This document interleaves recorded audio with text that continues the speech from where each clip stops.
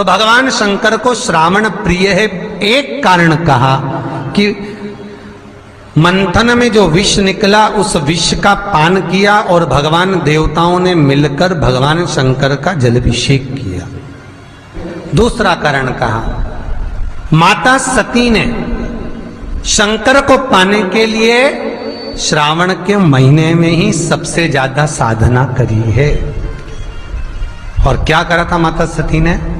एक बालू का, मिट्टी का शिवलिंग बनाती थी, प्रतिदिन शिवलिंग का निर्माण करती थी और शिवलिंग का निर्माण कर कर उसकी पूजन कर कर अर्चना कर कर उसका विसर्जन करती थी सती माता। और माता सती का नियम था भगवान शंकर को पाने के लिए शिवलिंग का। तो हमारे यहाँ शिव महापुराण में लिखा है कि पार्थिव शिवलिंग का निर्माण होना चाहिए, और पार्थिव शिवलिंग का निर्माण करना है तो उसके लिए भी वर्णन करा गया। ब्राह्मण श्वेत मट्टी के शिवलिंग का निर्माण करे, वैश्य पीली मट्टी के शिवलिंग का निर्माण करे, क्षत्रिय लाल मट्टी के शिवलिंग का निर्माण करे और शूद्र काली मट्टी के शिवलिंग का निर्माण करे। कितना बड़ा शिवलिंग बनाना चाहिए? अगर हम पार्थिव शिवलिंग का निर्माण कर रहे हैं या हमारे घर में हम कोई मूर्ति रख रहे हैं या हमारे घर में हम कोई मूर्ति को विराजमान कर रहे हैं, तो उस मूर्ति का भाव कितना बड़ा होना चाहिए? तो कहा, जमीन पर अपने हस्त कमल को रखकर अंगूठे को ऊंचा कर कर देख लो, बस इतनी बड़ी मूर्ति घर के अंदर होना चाहिए। चाहे वो लड्डू गोपाल की हो, चाहे वो दुर्गा भवानी की हो, चाहे वो राम जी की हो, शंकर जी की हो, कृष्ण की हो, जिसकी रखना हो, बस इतनी बड़ी मूर्ति घर के अंदर होना चाहिए। क्यों? इससे बड़ी अगर मूर्ति होती है तो जैसे मंदिर में सेवा होती है उतनी सेवा की उसको जरूरत पड़ती है, और अगर इससे छोटी मूर्ति होती है, जितनी छोटी होगी उतनी सेवा कम करना पड़ती है। तो मूर्ति जितनी छोटी होगी उतना सुख प्रदान करे,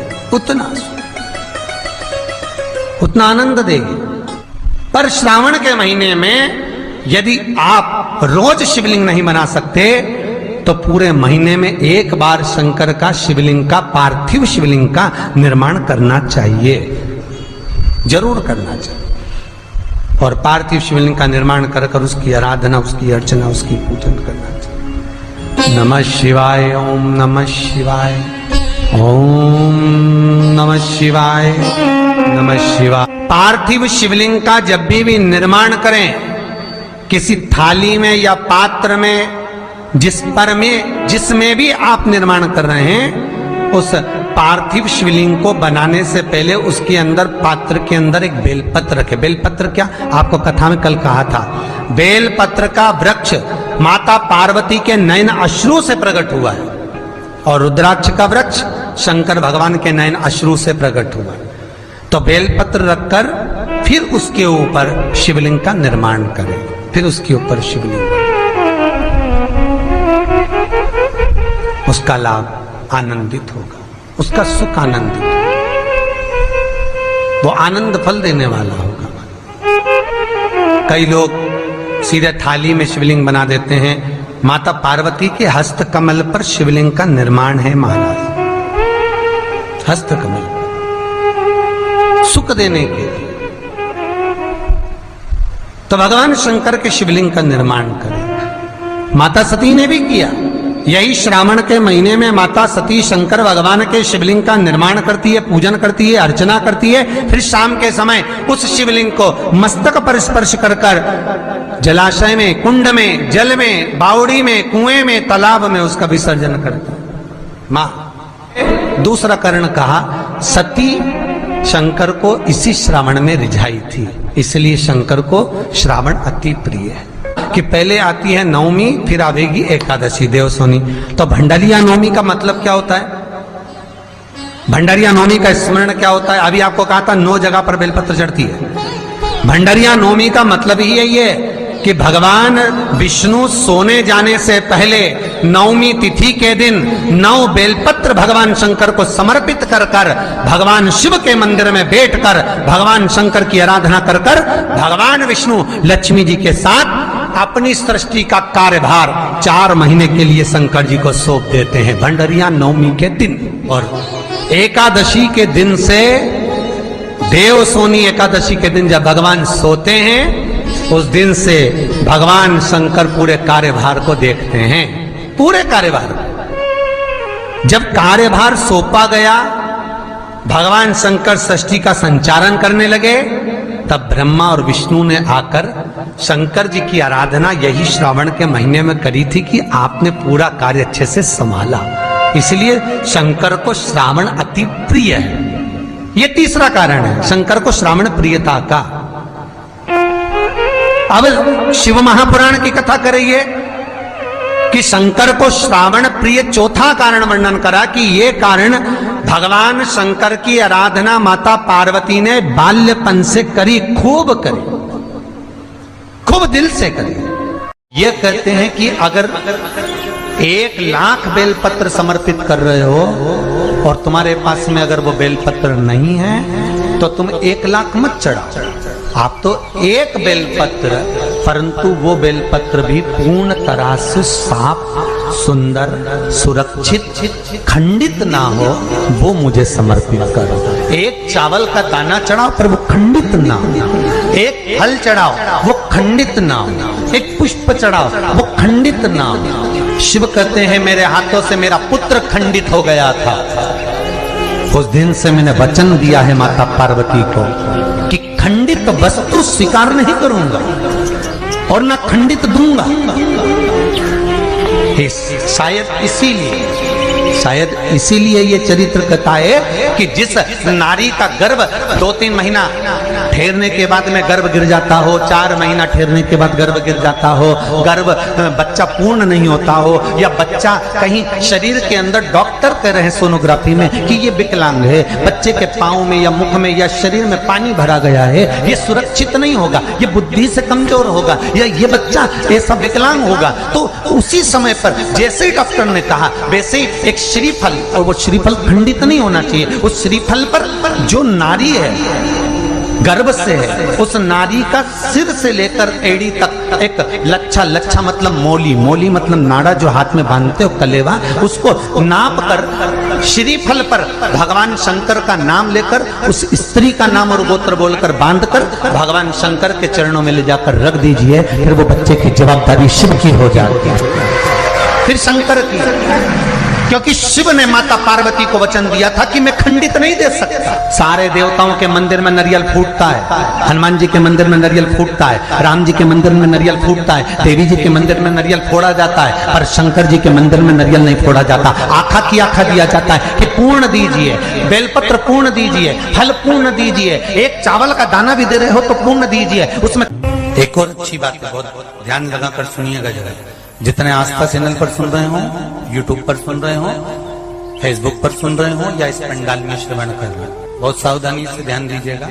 कभी श्रावण महीने में अगर आप शंकर जी के मंदिर में जाएं और शिव मंदिर किसी वृक्ष के नीचे हो, बट वृक्ष के नीचे हो, चाहे पीपल के वृक्ष के नीचे हो, चाहे वो आंवले के वृक्ष के नीचे हो, चाहे वो बेलपत्री के वृक्ष के नीचे हो, चाहे वो शमी के वृक्ष के नीचे हो, चाहे जिस वृक्ष, कोई भी वृक्ष के नीचे अगर कोई शिवालय है, शंकर जी का कोई मंदिर या शंकर जी का कोई शिवलिंग रखा हुआ, तो एक दुर्वा किसी भी श्रावण महीने में तुम जब भी किसी शिवालय में जाएं, जिस वृक्ष के नीचे शिवलिंग हो, उस शिवलिंग पर ये शिवलिंग रखा हुआ है, ये जलाधारी है। जलाधारी पर जहां शिवलिंग रखा हुआ है वहां कटी भाग माता पार्वती जी का हस्तकमल, उसके ऊपर रखा हुआ है शिवलिंग, सामने अशोक सुंदरी और भगवान शंकर के दोनों पुत्र गणेश कार्तिकेय, ऊपर से जल गिरता है जया, विषहारा, सामरीवारी, दौतली, देव, ये भगवान शंकर की 5 बेटियां। तो जो कटी भाग है, इस कटी भाग पर अगर मात्र एक दुर्वा समर्पित कर जिसकी किडनी या लीवर डैमेज हो रहा हो, काम नहीं कर रहा हो, या किडनी लीवर में कोई तकलीफ हो रही हो, या डायलिसिस चल रहा हो, तो मात्र एक दुर्वा उस कटी भाग पर श्रावण महीने में समर्पित कर कर उस दुर्वा के 7 टुकड़े कर कर 7 दिन प्रतिदिन सुबह के समय पर उसको चबाकर खा लेने पर या निगल जाने पर धीरे धीरे धीरे धीरे डायलिसिस बंद होने लगता है और किडनी लीवर अपना काम करना प्रारंभ कर देते हैं। एक दुर्वा, कितनी दुर्वा? एक दुर्वा, मात्र एक दुर्वा। शंकर भगवान पर चढ़े हुए जल जब नीचे की ओर आता है, जिस जगह पर जल गिरता है उस जगह पर मात्र एक दुर्वा अपनी कामना कर कर इस शरीर के सुख के लिए शंकर भगवान के जल गिरने वाले स्थान के पास में अवधूतेश्वर महादेव के नाम से रख दी जाती है, तो जिंदगी में कभी बड़ी बीमारी नहीं आती। उसी तरह इससे रोग को समाप्त करने के लिए दुर्वा का प्रयोग किया गया। आप लोगों ने पूर्व में जो शिव महापुराण की कथा कुबेरेश लोहा की धरा से करी थी, वो आप लोगों को ध्यान में होगा। दुर्वा कैसे उत्पन्न हुई थी, दुर्वा का महत्व क्या है, कितनी दुर्वा चढ़ाना चाहिए, कैसी दुर्वा चढ़ाना चाहिए, दुर्वा की उत्पत्ति कहाँ से हुई है, दुर्वा तोड़ने के बाद पानी में डालने के बाद फिर हरी हो जाती है, इसका क्या कारण है, दुर्वा गणेश जी को क्यों चढ़ाई जाती है, शंकर जी को दुर्वा किस स्थान पर चढ़ाई जाती है, ये सारी कथा आपको पूर्व में इसी कुबेरेश्वर बाबा के पावन धरा से सुना चुके हैं, जो टीवी पर डली हुई है। कभी आपने नहीं सुनी हो तो यूट्यूब पर से दुर्वासा महापुराण की कथा आप निकाल कर उसको श्रवण कर सकते। उसमें वर्णन किया है कि इस दुर्वा का महत्व क्या है, दुर्वा का क्या। मात्र एक दुर्वा शिवलिंग पर चढ़े हुए जल जहां से नीचे की ओर गिरता है, उस जगह पर मात्र अपने शरीर की कामना करते हुए भगवान से रोग मुक्ति के लिए एक दुर्वा अगर समर्पित कर दी जाए तो कोई बड़ी बीमारी जिंदगी में आ ही नहीं सकती, ग्रहण ही नहीं, मतलब ग्रसित नहीं कर सकती। श्रावण के महीने की श्रावण शिव महापुराण की कथा सुन रहे हैं। एक बात दिल से बताना, जितनी सौभाग्यवती माताएं होती हैं ये संक्रांति पर भी 13 चीजें दान करती हैं, 14 चीजें दान करती हैं। बीच में कोई 16 सोमवार का उद्यापन करेंगी तो भी सुहाग की सामग्री देंगी, उद्यापन करेंगी तो भी सुहाग की सामग्री देंगी, कोई कार्य करेंगी तो भी सौभाग्य की सामग्री देंगी। सौभाग्य की सामग्री का दान क्यों किया जाए, सौभाग्य सूचक वस्तुओं का दान क्यों किया जाए, सौभाग्य की वस्तुएं क्यों प्रदान करी जाती है, क्यों दी जाती है, उसका कारण क्या है।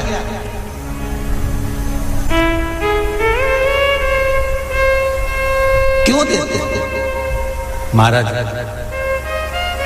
भारत की भूमि की सौभाग्यवती माताओं का एक मन की अभिलाषा रहती है, भारत की भूमि की माताओं की एक अभिलाषा रहती है कि जब उसके प्राण छूटे तो अखंड सौभाग्य धारण करके पति के कंधे पर और पुत्र के कंधे पर शमशान कर।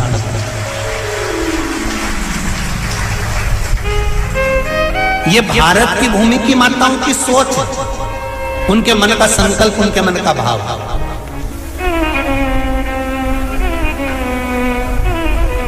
क्यों देते हैं चूड़ी का दान, क्यों देते हैं बिंदी का दान, क्यों देते हैं अखंड सौभाग्य का दान, किस महाराज?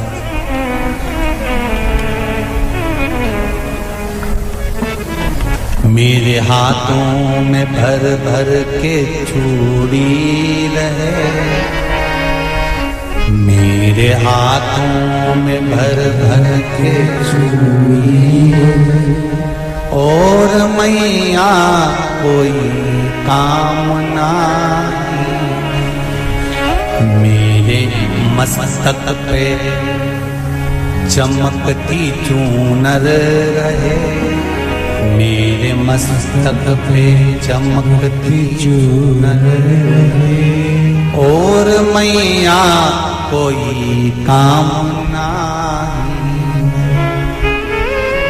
मेरी मांगों में भर भर के सिंदूर रहे, मेरी मांगों में भर भर के सिंदूर रहे, और मैया कोई कामना नहीं, मेरे पाँव में बिछुड़ी का जोड़ा रहे। एक बिछुड़ी नहीं, कितनी? 2 3